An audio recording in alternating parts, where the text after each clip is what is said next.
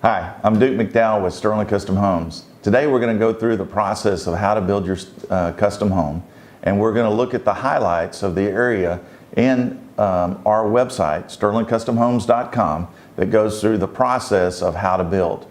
So here we are on our website, and under the experiences, it has our building process. If you'll click on that, it'll go through the 23 steps from start to finish of building a custom home. So starting with step number 1 is our initial consultation.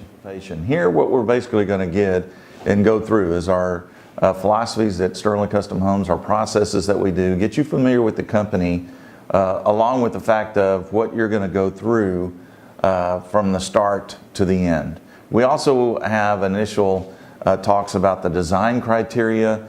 We have preliminary discussions about budgets, whether you're going to be financing or paying cash, as we go through that initial consultation. The next step, step 2, is the home site selection or orientation. Here, you may already have a lot, and so then we'll skip this step immediately.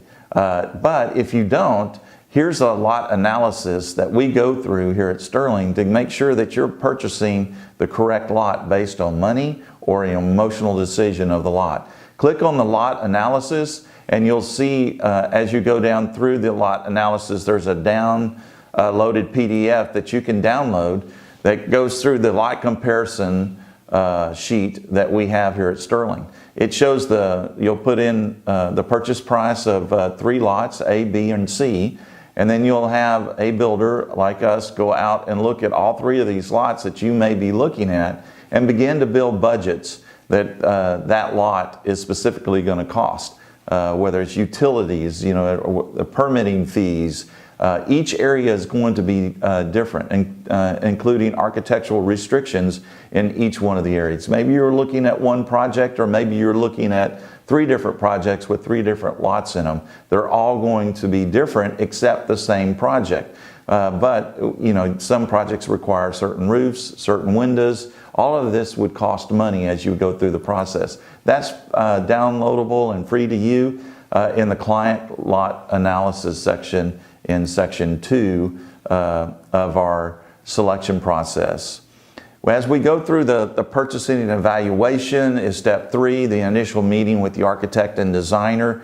Here what we do is we try to set a meeting up with the architect or designer out on the lot so that we and he can look at, once you've chosen your lot, so that we can look at potential sun orientations, slopes, trees, anything that may affect the design or what we may want to include in the design as we go through the process. So we like to meet him out there on site, go through that, begin our initial meeting with him, and he produces a conceptual plan, which is usually a plan in step 5 that's a 1 to 10 plan. After we go through that, what you're seeing in that conceptual plan is really kind of blocked out version of the house and how it would block out. Once we go through maybe 1 or 2 iterations of that, we'll end up with a 1/4-inch scale drawing,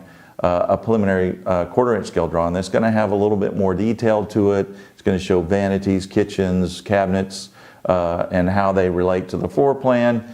It'll have a site plan attached to it so that we can see how the house is going to turn towards that view, or how the topo and stuff is going to be affected on that lot. We'll then go at that point in time, and we'll begin to work on our preliminary plan and finalizing it and our specifications. Our specifications right now currently are 48 pages long.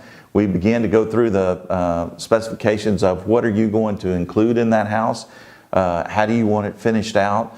We have all kinds of things in-house here that we can use to help you through that process. Our office is like a model. It has all kinds of different doors, hinges, trim finish outs, everything that you can, so that you can view that and see, and things that you're going to need as you go through and make these selections. So once we get through that process, and finalizing the specifications, then we begin to price the house.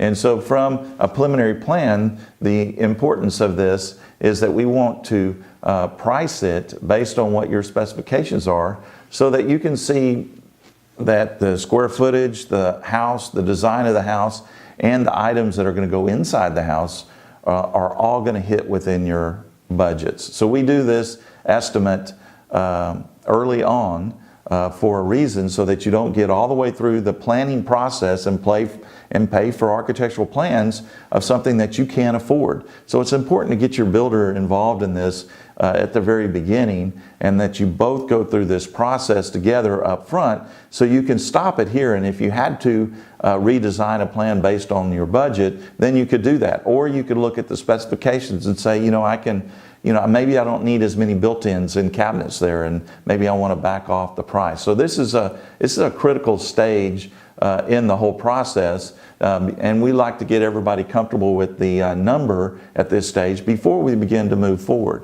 After that, then we begin to sign contracts. We get the lender, get you introduced to a lender, and an appraiser can actually do an appraisal based on the specifications, preliminary plan, and cost sheet, because they're so detailed. He can go out and do that, which makes it simpler for him in the long run, and you. Then once we're comfortable with the number, we're going on and we're completing our CD drawings. And in the CD drawings, that's where you're really beginning to see the electrical plan, the cabinet face details. You're starting to see the structural plans and how the structurability and bracing and beams and things like that begin to come into that process. So that's your step 11, which is finishing out the plans. As we go from there, once we finish the plans out, we've signed the contract, we've completed our plans. Now we're ready to submit these to the governmental authorities, whether it's a city, a county, that we would have to submit our plans to get the approval process. Some of those are 2 weeks long. Some of those are months long. It just depends on what city and what acceptance we have to do. We also submit at the same time your HOA. You may end up being in an HOA, which an HOA is a homeowners association. If you're inside that, they usually want us to submit plans to them, either one set or multiple sets. So we may have to go all the way back at the preliminary stage and start submitting to them in the process. It just depends on what their rules are, but we're taking care of that for you behind the scenes, so you're not having to worry about that. So then we get our permit. Simultaneously, we're also working on closing your interim construction loan. Again, if you're borrowing money, this is where we would go and close your interim construction loan. If you're not, if you're paying cash, then you would skip this step. We get down into step 14, which is our pre-construction meeting and Sterling Cookbook presentation. Here we have a book here at Sterling that we call our cookbook, and what it does is it brings together all your selections, all of the things that you're going to be going through the process.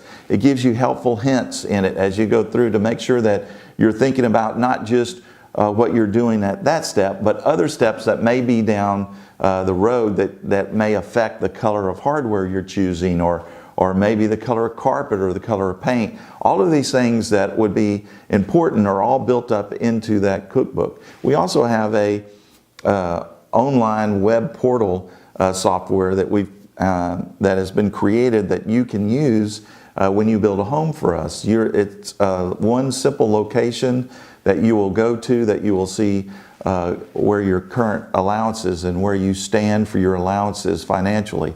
You'll be able to go and look at all your change orders. You'll go and look at your selections, and we'll post up there on the board your selection that you chose, so that you can actually physically see that and see what the cost is, and then it'll get loaded into your budget allowance, so you'll know right where you stand with your budget at that point in time.